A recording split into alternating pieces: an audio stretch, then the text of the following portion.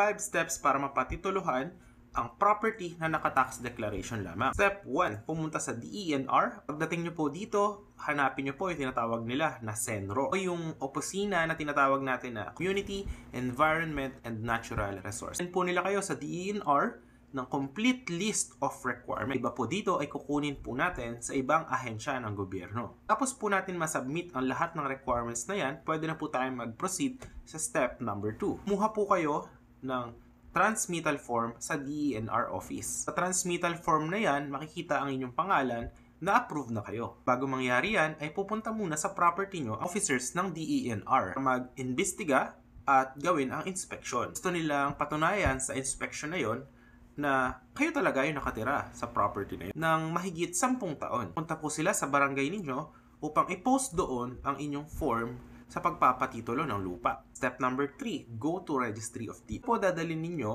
yung form na galing po sa DENR. I-advise po nila kayo kung kailan po kayo pwedeng bumalik para makuha na ang inyong titulo. Step number 4, kunin po ang original title ninyo sa Registry of Deeds. Step number 5, pumunta na po kayo sa Assessor's Office upang mapa-update ninyo na ang inyong property ay titulado na